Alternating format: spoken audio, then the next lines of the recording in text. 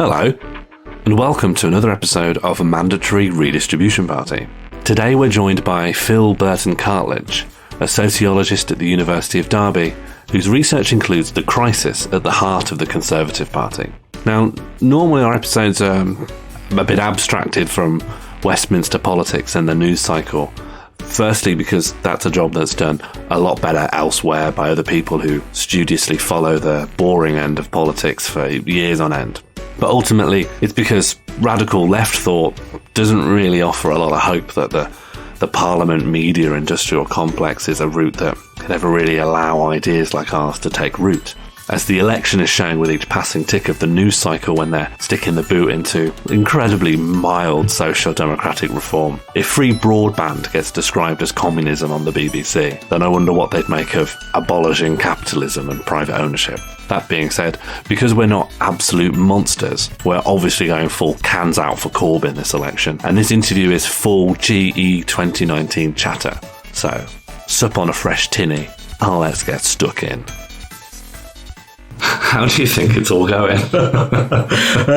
Thanks for having me on. How the Labour campaign is going? Well, when we look at the polls, it seems to be pretty much, at the moment, obviously by the time you hear this, things might have gone south a little bit, but there seems to be a repeat of what's happening in 2017 at the moment. We're seeing Labour's vote is starting to consolidate, is starting to improve.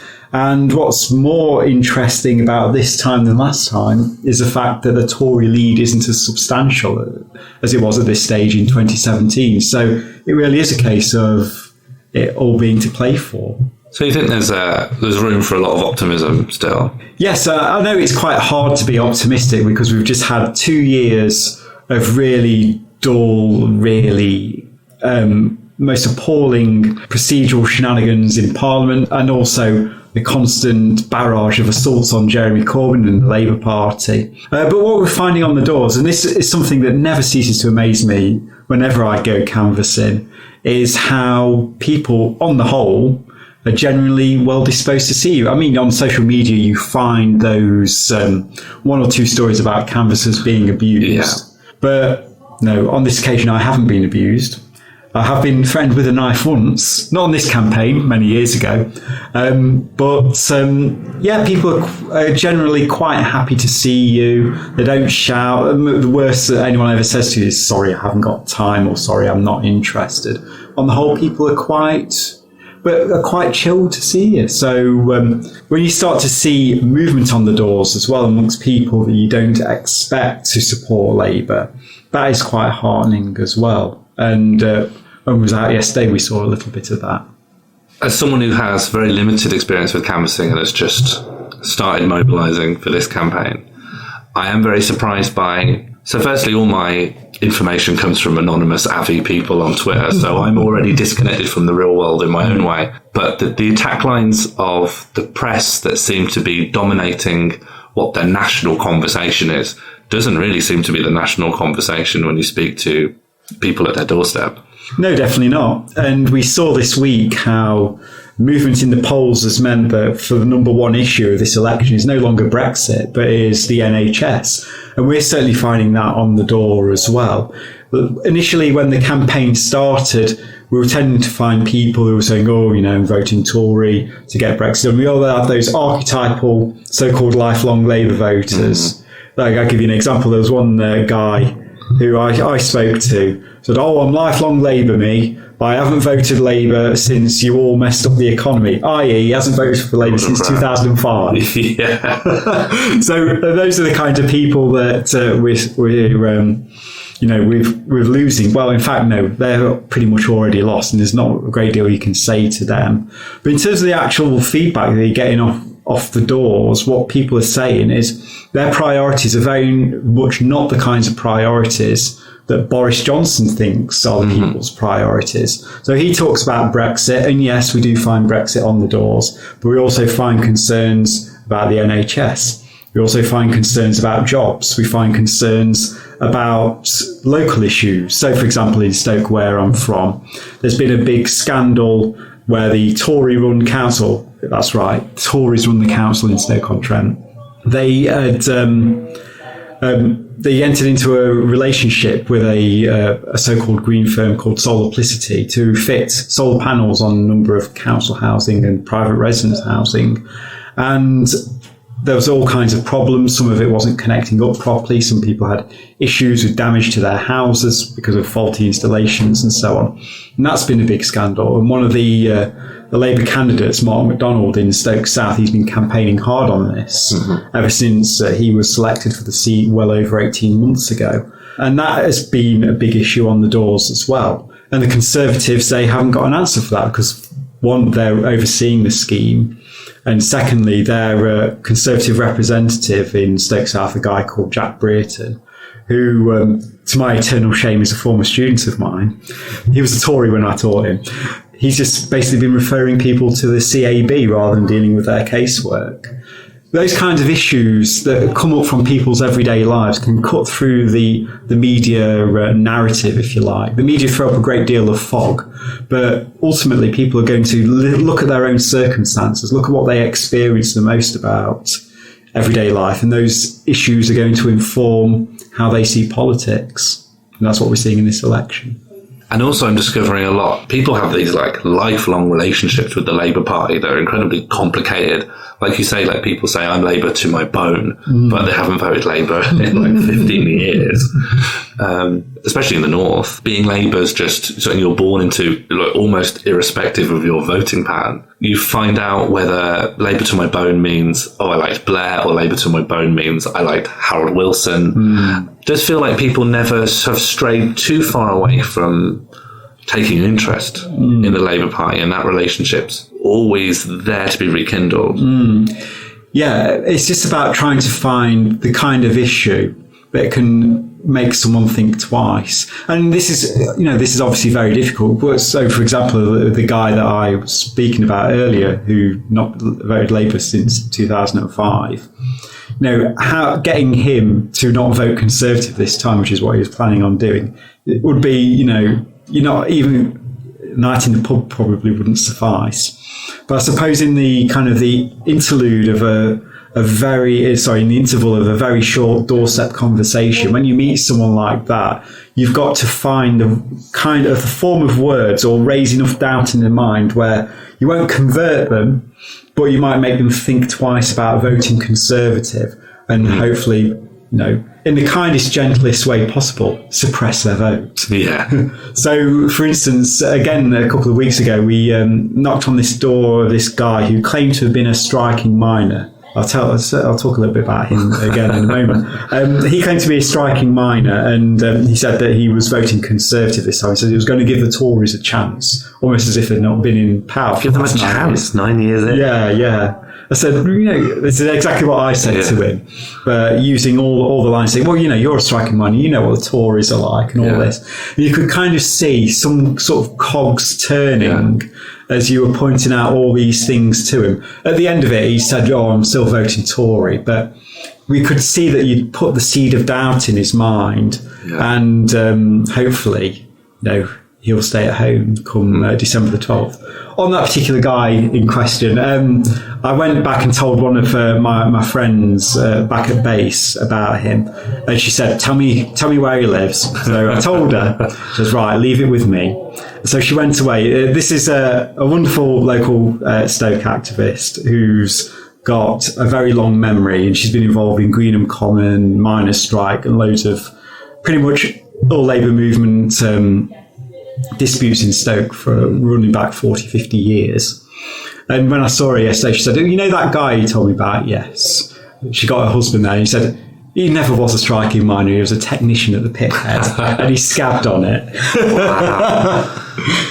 People feel like they want to have some relationship with the Labour Party that they can sort of bash you over the head with. Like, I'm not just someone who won't vote for you. I was like one of your diehard loyalists. That's it. Yeah. And you've lost me by returning to socialism. Well, this is a nonsense you find on the doorstep. Sometimes you come across people who say, oh, you know, you need to get back to the working class. You know, the Labour Party has never exemplified working class politics more than it has now in my lifetime. Just because the kinds of workers it talks about are not necessarily the kind of Dan Pitt type workers, but workers who work in call centres, workers who are care workers, workers who work in retail. You know, this is where working class people are nowadays. But a lot of particularly older workers don't necessarily recognise this. There's that kind of generational divide, which of course plenty of pollsters have picked up on when you sort of see the age splits for voting intention.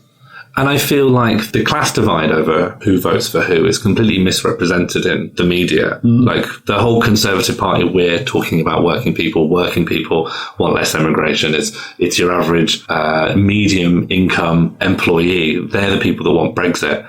And yet canvassing really pulls out a lot of your prejudices when you walk down a certain copse and you're like, oh, artificial lawn, these won't be our people. Press a doorbell and the melody lasts 30 seconds. This isn't going to be one of our people. And yet, if I walk down like a slightly scruffy street, I'm like, cool, easy peasy, friendly convos. That idea that the dog whistle campaign, that's, you know, Brexit doesn't necessarily just mean immigration issues, but for a lot of people, they became one and the same. Yeah. The idea that was like a North Heartlands working class issue isn't really playing out. And you wrote an article for The Independent about how that mythologizing of the working class, actually it's about people maybe lower middle class who fear becoming working class, that are really the people who are zooming to the right. Yeah, absolutely. You have this kind of strange situation where the Tories, well, it's not strange when you think about this, when the Tories are in power, they ensure that employment relations, or they work to ensure that employment relations are as precarious as possible, that as many people load up as much debt as they can, that people are put in precarious like living arrangements and so on. And the consequence of this, at least for people of a certain age, is that they kind of hanker after security. They want an end to their insecurity. And the Tories impose themselves as a party of security by saying, oh, look, you know, here are some scapegoats that you can blame for the situation that you're in. And look, here is, you know, we're the party of the nation, we're the party of the armed forces, we're the party of the monarchy, we are these, you know, the party of these kinds of rocks that you can always depend on. And they hope that people flock to them on that basis. And it works for some people. Again, people who are particularly old. What we saw in the last general election, and what we'll see in this general election, is, as a general rule, people do not vote for candidates or parties that make them feel insecure. So one of the reasons why young people do not vote for the Tories is, through their own experience, they know that the Tories make them feel insecure. And likewise, for people who are aged, who are retired or older workers, they feel insecure about that dreadful communist Jeremy Corbyn, thinks he's going to come in and collectivise their conservatories, and they vote accordingly. So this kind of issue of anxiety, this issue of, it's often lampooned as economic anxiety, but it's more wider than that. It's sort of a state of feeling, to use a posh word, the ontological anxiety, how you feel about your position in the world. That's what's key in this election. And the Tories are past masters at understanding this. And this is something that I think Labour don't really understand in the same sort of instinctive way. They always try to appeal to people's better natures. Whereas, of course, the Tories go low, as they say, and Labour goes high. But sometimes you need to prick on people's fears to get them to support a positive programme. So at the moment, I find I can't get a good handle on what the Tory party election strategy is. I mean, I guess from the last few days, it feels like the election strategy is panic. But there's a real half-hearted but present sort of semi-turnaround on austerity. They're putting some money back in. Brexit's no longer about immigration quite as much. Brexit's about just having it. It's almost about being so world weary of Brexit, so let's just have it done so we can talk about anything else. Brexit no longer even represents this national pride. Brexit just represents an albatross around our neck. So let's just have it done. So it's very hard to understand what they are trying to appeal to people with. They just seem to be coasting on their past support. There's no major promise to bring people in, which means these last 2 weeks are ludicrously crucial because Labour has a positive conception of what they can offer, and the Conservative Party have just got to hope that the election day hits before they can gain too much ground. Yeah, they're pursuing a block vote strategy because Boris Johnson has divined rightly that the only way the Tories can get a majority is by appealing to exactly the same group of the electorate that Theresa May appealed to, and so he's repeating pretty much her strategy, even to the extent of kind of disappearing from debates, hiding from scrutiny. But with one difference, of course, they went through the manifesto with a fine-tooth comb to ensure there was no hostages to fortune in there. So it's get Brexit done. And initially, when I was interviewed by Politics Theory a few weeks ago, I initially said that the Tory strategy is all about Brexit. But now, as you say, the kind of Brexit's faded into the background. And they sort of want to talk about other things, but they haven't got anything else to talk about. And so they're kind of reverting to what the Liberals did in Australia in the general election there earlier this year. There, the Labour Party made a series of promises that were quite transformative. It wasn't nowhere near as radical as what Jeremy Corbyn is offering, but you think they came in with an Ed Miliband style promise about how to fix Australian capitalism. And the Liberals just basically promised nothing and just spent the entire campaign picking at Labour's campaign. So I think this is what Johnson's trying to do now, is just pick at Labour's campaign, saying this is too much, and allowing the media to kind of scrutinise Labour and not scrutinise them. So we can see this, for example, in how the media jumped on anti-Semitism last week when you had the chief rabbi, coincidentally, entirely coincidentally, I'm sure, even though he released his statement 2 weeks ago, we saw the ramping up of his denunciation of Labour and how Jews shouldn't vote for the Labour Party for a number of reasons I'm sure your listeners are familiar with. But at the same time, yesterday we had both Theresa May, the former Prime Minister, and Johnson unveiling a statue to Nancy Astor, who was ostensibly the first female Member of Parliament. She wasn't. She was also a fascist, someone who is anti-Semitic, and someone who was a bit of a fan of Adolf Hitler. And when you kind of compare the two, it's just absolutely incredible. The media have just got such a blind spot where the Conservatives are concerned and just, actively help them. BBC do so. Obviously, their friends in the right-wing press do so too. In that sense, we're not on a level playing field. And what the Tories are hoping for the remainder of this 2 weeks is that they'll get their friends in the press to keep pulling stunts like this, offer more scrutiny of Labour and let their own abysmal plans slip through the net unnoticed. So we've seen it with the pledge over nurses, for instance, which is utterly absurd. 50,000 extra nurses and 18 or 19,000 of them already working in the NHS. That's not 50,000 extra nurses, that's 31,000 extra nurses. And of course, there's been scrutiny of this, and Susanna Reid on ITV, on Good Morning Britain, has really gone for the Tories over this. But it's not getting the same level of resonance on BBC, on the broadcast news, at 6 o'clock news, the 10 o'clock news, which of course matter more. And the Tories know this. They know this full well. For the remainder of this campaign, we'll see this differential coverage where the Tory boo-boos might get a little bit of coverage and then kind of get swept up with the carpet because something awful will be revealed about the Labour Party, and they'll just bang on about that. Problem is, that in and of itself, all it does is just form up the Tory vote and just reinforces the age divisions that we currently see in politics, because it's going to be the older people that are more likely to receive those messages, whereas the younger people are more likely to get their news from social media or through word of mouth through their friends. And so will it do the Tories any good in the long run? Like I say, it will just help form up their voter base, but it's not going to disorganise Labour's voter base. And do you think there are any hidden advantages to those times where Labour's policies get scrutinised, and therefore it's the Labour messaging, even if it's being attacked, the Labour messaging ends up so central to these broadcasts? Yes. Boris Johnson made a big mistake in the first leaders' debate between himself and Jeremy Corbyn, which wasn't really a debate as such. But nevertheless, he allowed Jeremy Corbyn space on about 5 or 6 occasions to say Labour's position on Brexit is a second referendum with a renegotiated Brexit deal and Remain, which of course is when your previous narrative, your previous strategy has been about trying to muddy the waters. Oh, what the hell is Labour doing over Brexit? Yeah. And all of a sudden, Boris Johnson's giving Jeremy Corbyn space to categorically state what it is. That was a big mistake, I think. And it's probably one of the reasons why he's less keen to debate him again.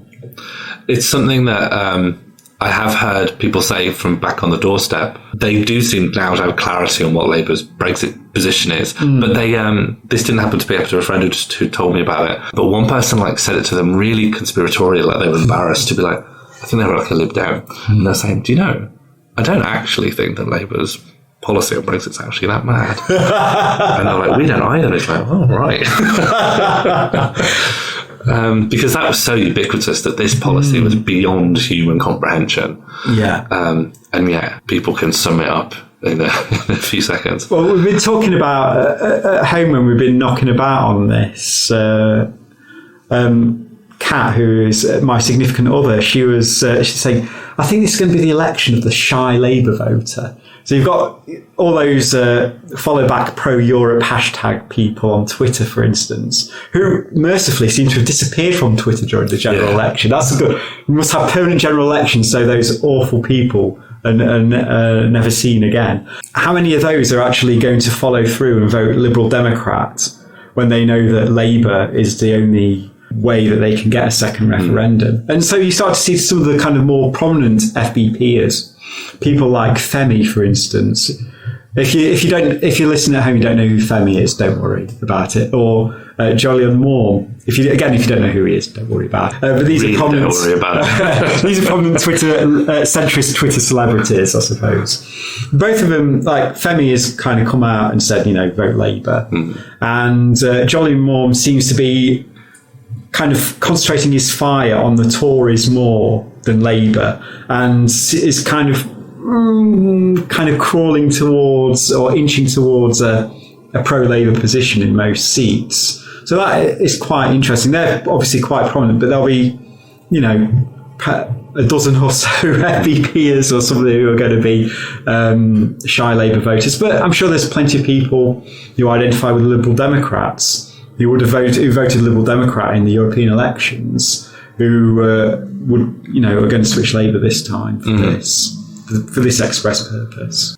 The presence of Boris Johnson as the leader of the Conservative Party is nothing short of terrifying, because he's still doing fine in the polls. And what does that tell you about what's happening internally inside the Conservative Party, that he has not only muscled his way to power, but we now know, some people have left in protest, but now the Conservative Party is shored up, the machine's still running. You cross a sort of event horizon, what someone like Boris Johnson can be your new legitimate leader who you all support.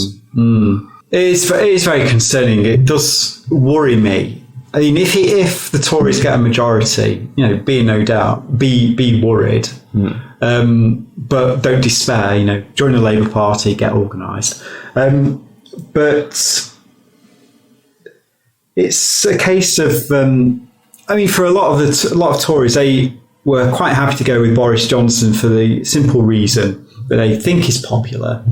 He plays well with certain people of a certain age, and that his celebrity alone will be able to push them over the line. And that might turn out to be the case. But But also, what it speaks to as well is a certain sort of decadence within the Tory party, a certain kind of how the Tory party have broken. Because Boris Johnson is lazy, he's feckless. You just have to look at his performance in interviews. He fluffs his lines, he just bluffs his way through everything, and he never gets called out on it, which of course is ruling class privilege. But the fact that he is all of those things speaks to a sort of a crisis in the Conservative Party, because what does the Conservative Party actually stand for now? Well, it stands for continuation of class privilege, perpetuation of inequalities and all the rest of it. But how it does that, of course, is in a way, if you kind of compare to Margaret Thatcher, for example, one of the things about Margaret Thatcher and her cabinet was, of course, they were quite vicious. They were, quite happy to use the power of the state to wage class war against institutions of the working class. But nevertheless, when you look at the kinds of people that she surrounded herself with, and Margaret Thatcher was, quote unquote, a competent politician. She knew how to do politics. She commanded her brief. She knew what she was doing. She had a sense of where she wanted to go, and she was able to command the detail. And when you look at some of the people that she surrounded herself with, again, absolutely awful people, but someone like Michael Heseltine, for instance, he's not a fool. He's someone who has ability. He understood his brief. He knew what he was doing. And you compare that to the Tories today, and they're just like career politicians who are there in power for the sake of being in power. They've got no project beyond maintaining the everyday. And I suppose that comes down to the crisis of conservatism, because for conservatism to renew itself in the long run, it's got to actually solve that problem, that demography problem. So it's not just a case that the Conservatives are appealing more or less exclusively to older people. It's that the conservatising effects of old age are breaking down. The idea that underpins the notion that you get more conservative as you get older is not because you just get older and therefore you become more bigoted. It's about the acquisition of property. You tend to acquire property over time. And so when I look at my parents' generation, both my parents, I think they more or less have paid their mortgage off by the mid-40s.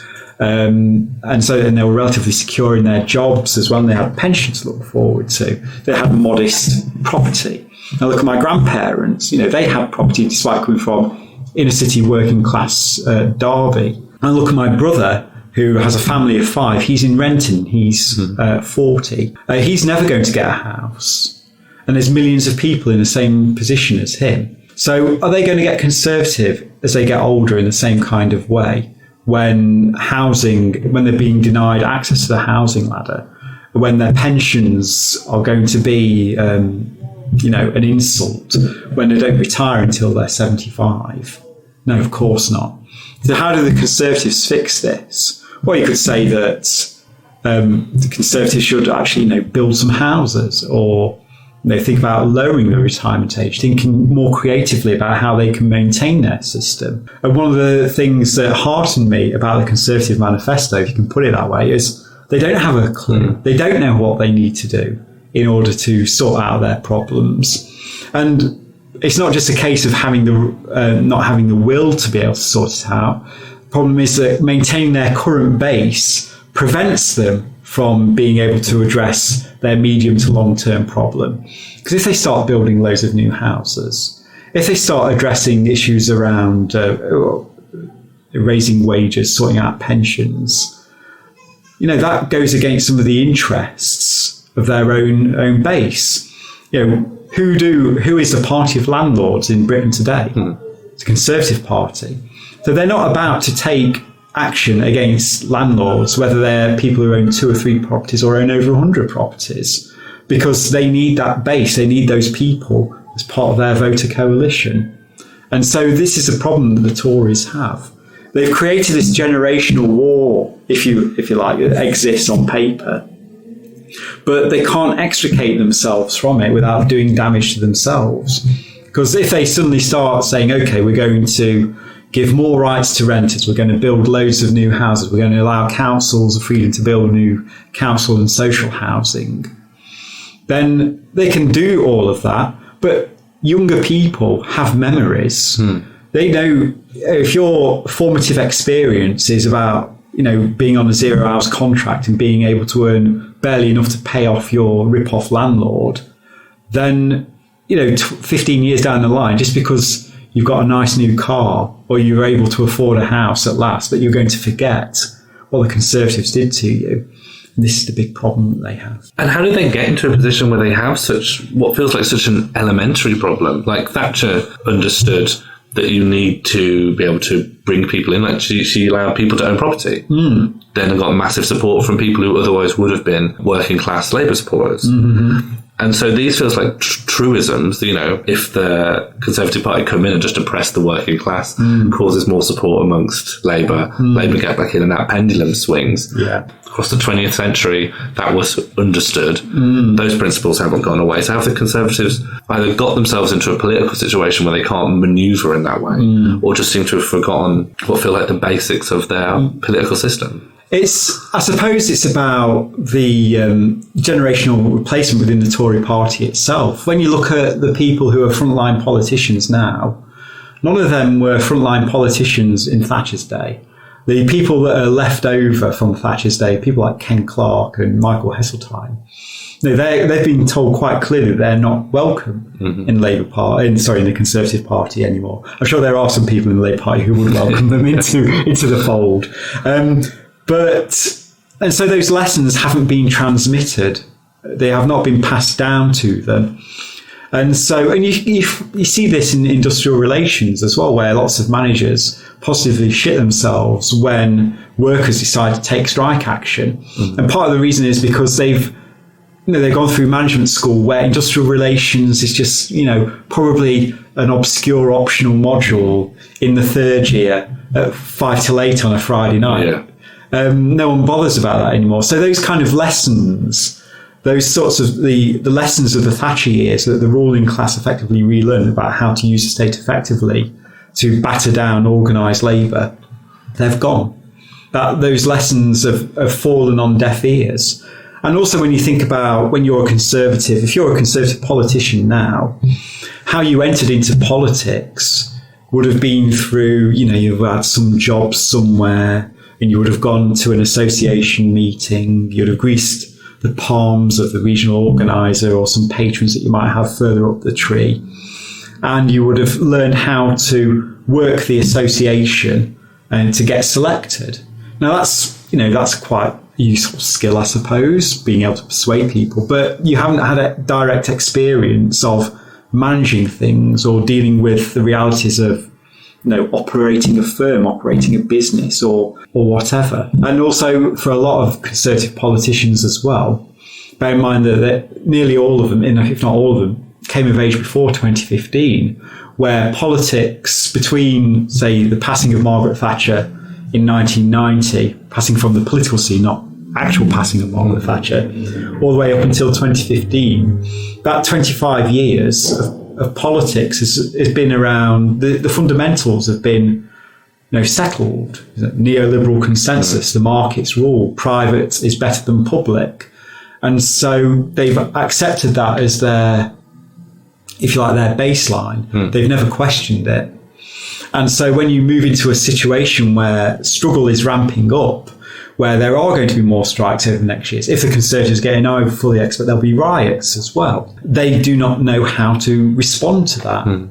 It's just outside of their experience. And so I think this is one facet as to why the Tories are kind of in this strange sort of space where they're offering very little, because they've never had to offer very little. They haven't offered a great deal since 1990.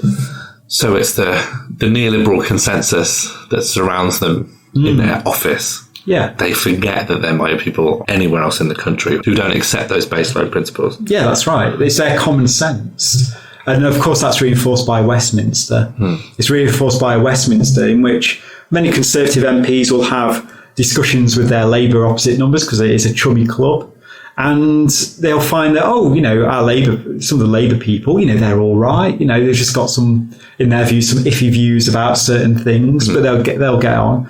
And a lot of those Labour MPs, well, until relatively recently, would have had fairly similar views about the state of things. If you're, say, for example, if you're a Conservative representing a South Nottinghamshire constituency, I'm sure that you find yourself getting on quite nicely with the beloved Chris Leslie, who of the Independent Group for Change, or whatever they call themselves these days. Because, apart from the different party label, what is the difference between Chris Leslie and the average Tory? There isn't any. That reinforces itself. And that also reinforces the composition and the ideological touchstones of the Tory party as well. And who currently would you say are the Corbyn base? What would you say is like the demography of who currently is part of the Corbyn, not just the Corbyn movement, but like safe Labour supporters? Yeah. And who are the people who we would need to bring into that, the likely convertibles? Yeah. Well, it's young people generally, because regardless of background, now I'm kind of really hedging this now, but okay, I say young people generally, partly because of they're at the sharp end of a lot of things that the Tories are doing, both through education, going to university, and lack of opportunities for those who do not go down the university route. Then they know that those that do go to university have got a huge bundle of debt they can look forward to. Those who don't go to university, they can look forward to doing some shitty apprenticeship somewhere and getting, a job that has very few prospects. And then, of course, there's the whole issue around property acquisition as well. So most young people. Also, as you anyone that is sort of locked out of the property market generally is a place where Labour will certainly find votes. But also you'll find it as well in the kind of layers of middle class people who are very closely associated with the public sector. So obviously I know quite a bit about university lecturers being one of them. But if you look at like NHS managers or civil servants or people who are up till quite senior grades in local councils, for instance, these are people who in the past would certainly have voted Liberal Democrat. Some of them certainly would have voted Conservative, maybe not university lecturers, unless they're kind of businessy related or sciencey related. But their experience of 9 years worth of austerity and also the culture of precarity that permeates the public sector, that's not going to dispose people very well towards the Conservatives either. So I think that the kind of questions around sort of, if you like, the sort of the more abstracty stuff, the kind of anti-neoliberal stuff that where we don't use the language of cuts, class, jobs, and so on. When we talk about quality of life, commodification, everything being reduced to the market, those kinds of messages, those kind of value messages, resonate more with those layers of middle class people, I think. Now, of course, those sorts of layers of middle class people are also quite well disposed towards the Greens historically and the Liberal Democrats historically as well. But in this election, this is where the kind of second referendum stuff is crucial to winning them over. And this is crucial where the green industry stuff is crucial as well. Because whereas you can use the language of green jobs in places like Stoke, so for example, Jeremy Corbyn has promised that Stoke will get a battery factory, 3,000 extra jobs, thank you very much. They're the kind of sustainable manufacturing the country needs more of. But kind of at the values end, I think sort of talking about climate change more generally, talking about biodiversity, talking about reforestation, 2 billion trees, these are things that will be able to bring over and suppress that Liberal Democrat vote and bring over people to Labour from kind of the upper end, if you like, of the voter scale. Yeah. It was only last night that the climate debate was on. The whole tone of the debate seems so different because because of who was absent. Boris Johnson wasn't there, Nigel Farage. They weren't present because unknown. So that meant people actually were just talking about climate change and actually competing over having climate change policies, with the exception of Joe Swinson just talked about Brexit. They didn't talk about squirrels. We talked about hedgehogs, so actually a lot of people are thinking, why hasn't your son seen a hedgehog since he was 10? That's very concerning. But Corbyn was the only person who has managed to integrate the green policies. He was able to say, we want to completely change train infrastructure. Yeah. So that's going to be green because people aren't doing, like Jo Swinson admitted, she does like international flights all the time. Admittedly, she has to go like quite a distance, but even so, that's someone who's flying across the country on a regular basis on a climate change debate.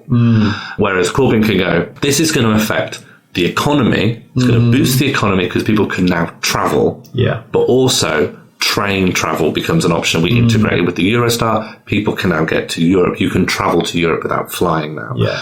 Or we are going to put insulation in council housing. This means that we're not going to have lost heat radiating out into space, but we're also not going to be wasting energy, and the bills of the people who live in there are going to go down. So those climate change policies integrate directly into like working class people's quality of life changes. That was like such a stark difference between him and all the other parties. Yeah, I mean, what's been interesting is watching the evolution of the Greens since Corbynism became a thing. And we've seen it, how the Greens seem to kind of be adopting more or less a more misanthropic approach to climate change and green policies. So in much the same way that Joe Swinson went hard Remain, they're kind of gone a bit deep ecology, if you like. It did feel that way, yeah. So they talk about, it's the sorts of, unfortunately I can't remember a particular example now, but there's one member of the European Parliament who talks about how we need to reduce living standards in order to live sustainably. Well, no, you don't need to reduce living standards. You can change living standards. It's about how you support those living standards. Living standards can be made more sustainable, but not through people deciding to bike to work or having a plant-based diet, though of course those things are important, but by systemic change of the sort that you've just outlined. It's almost like, for us as Labour people, we understand that for climate change to be taken seriously by the bulk of the population, we've got to make it a class issue as well. It's got to improve people's lives. Otherwise, it's just seen as another green tax or green crap, as David Cameron once put it. And the Greens don't understand this because not all Greens lack a systematic critique of capitalism, but a lot of them do, and they kind of see not capitalism or the social system as a problem. They see human beings as a problem. There's too many human beings. That's a problem. If we get rid of more human beings, then the environment won't be as much of an issue. Which, how are we going to be the first to be lost? Have some green gulags or something. Getting your solar powered cell. We'll just ask them to kill themselves in a non-petroleum based way. Well, in that case, I'll say Greens first. Yeah. But one of the intriguing things about the Tory attack line is to say, let's get Brexit done so we can focus on people's priorities. And when you look at the Tory manifesto, there are no people's priorities in there. So it's a question of, what are you actually going to do if you are in power for 4 or 5 years? And it's very unclear because the stuff that's in there is such small beer that they're going to have to start making up stuff to do. So there is dangerous stuff in there. There's dangerous stuff around race and immigration, because of course they want their points-based immigration system, which is not going to lead to abuses at all. They've singled out travellers for special attention in the manifesto. So I think that they're going to be stoking up demonisation of travellers as this next Parliament's big scapegoats. There is threats to higher education, with both in terms of what they see curbing low quality courses. How do you define a low quality course? and also around enshrining free speech on campuses. Well, what does that mean? Does that mean that me as a Marxist lecturer gets the opportunity to barge into business studies classes and starts lecturing them on surplus labour and surplus value? Probably not. It would be allowing Britain First onto campus or some such nonsense like that. This is news to me. It's in the manifesto. That's like Steve Bannon lines. Of course it is, yeah. That's like come straight from the... Yeah. I think the alt-right abandoned Trump a while ago, but like that was one of their big pushes. That's like the libertarian American right. It is. So I think what they're going to be doing over the course of the next Parliament, if they get their majority, is they're going to stoke a culture war. Yeah. That's what they're going to do. They're not actually going to achieve anything at all. Things will just get steadily worse, and they'll hope that by stoking up a culture war, they'll be able to limp across the line in 2024 or whenever the next general election is. Of course, also there are measures that they want to bring in to try and ensure that Tories get a majority next time, such as voter identification, taking photo ID to the polling booth. And also the boundary review is coming back as well, which means redrawing the boundaries of all the constituencies. Right. So unsurprisingly, loads of Labour seats disappear, and it makes it harder for Labour to win a general election. That's definitely coming back. That's in the manifesto, and they will do that if they get their majority.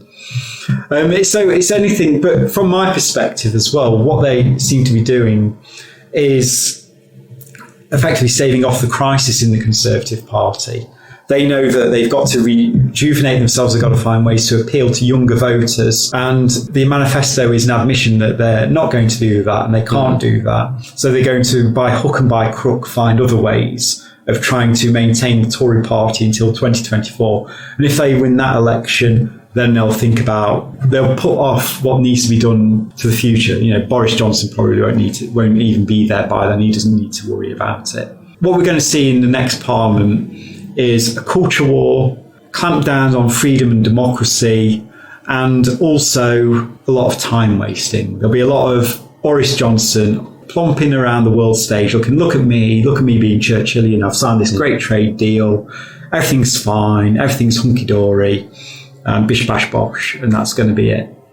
Though, of course, it'll be interesting to see how keen he will be on a trade deal with America if Bernie Sanders wins the presidency. Yeah, that would be something. Yes, we'll see how he sucks up to the Americans then. Yeah, it's so strange that we've got these two sort of parallels. And I guess Boris Johnson coming across, it's been too quick and too lazy for almost anyone to describe anything they don't like as Trumpian over the last 5 years.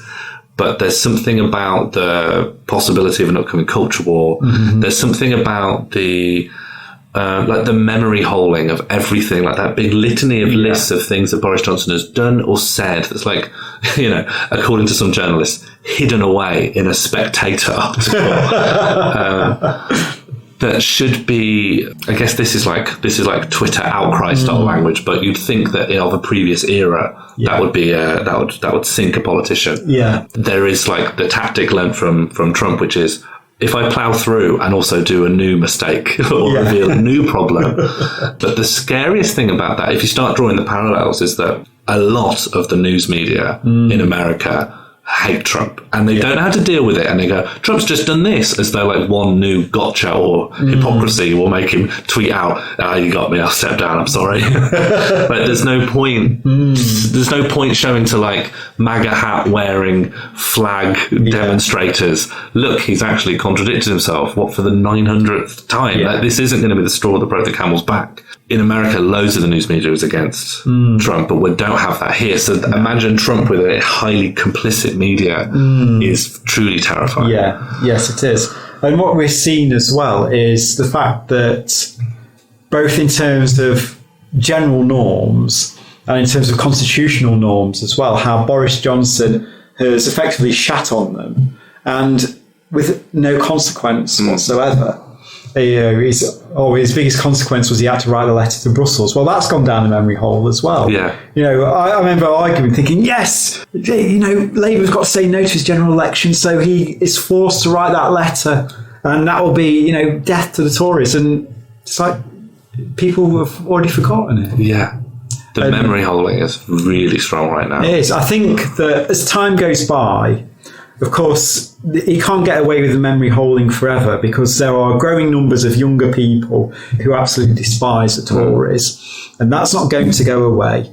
And they, as they start to age, those people will still have that hatred of the Tories. It's not going anywhere. And meanwhile, those older people that the Tories rely on are slowly but surely diminishing, and they're not replacing their votes. So where do they go? Where do the Tories go if they don't, try to find a way of appealing to younger people in some way? In the long term, they're screwed. But in the short term, it means they can do an awful lot of damage and really make people's lives an utter misery. They can clinch it and just make it slowly more toxic as they're on the way out. Yeah, absolutely. So let's end on a brighter note. What would a Labour victory look like? It means a massive party for me and for most of us, I imagine. I mean, I kind of look forward to the exit poll, and if it says something like, again, if it's a hung parliament, or if it's a Labour majority, heaven forbid, it's like,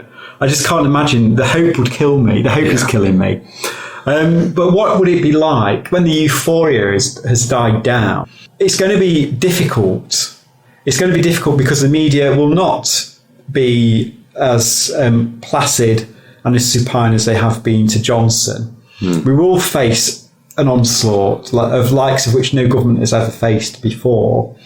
Every little thing about an incoming Labour government will be scrutinised. Every little fault will be picked up on. Every little tiny hypocrisy that hasn't come out yet. There are some, I'll tell you some in a bit. They will, these will be amplified. So it's a case of, if you think the general election is tough, what we've got coming is going to be tough. But at the same time, there's real hope there because we can use the power of the state to start leveraging things. I mean, there are elements of capital as well who are actually quite like Jeremy Corbyn's programme because it's taking the longer view. It's fixing structural iniquities in the system, problems at capital. So, for example, the short-termism of British capital is chronic. The infrastructure, this country, is awful. And Jeremy Corbyn's plan aims to fix that. And by doing so, and also putting more money in people's pockets, it creates more commercial opportunities for capital as well. So it will be hard, but we'll be able to see tangible hope. We'll be able to see tangible difference. I know that that Labour are planning to put forward as much as possible, as quickly as possible. They're taking a lesson from David Cameron's government, where he kind of rammed everything through that he could as quickly as possible in the first 6 months. And because, of course, if Labour win a majority, we've got the Brexit renegotiation and then the deal. That means we've got 6 months effectively without any rebellions from any awkward Labour members that remain in Parliament. And so we'll see the majority of our programme will probably go through in that period. So that means we will see tangible benefits arising from it relatively quickly. But again, we've got to be aware of the media barrage and what's coming. We've got to be prepared for it. And so, have a nice Christmas, comrades, but be prepared to struggle in the new year.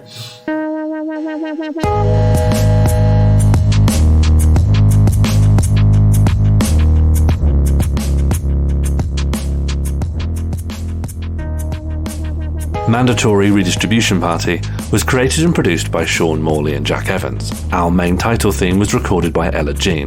Normally we'd beg for publicity here, but instead just do what you can to push the Labour vote where you live.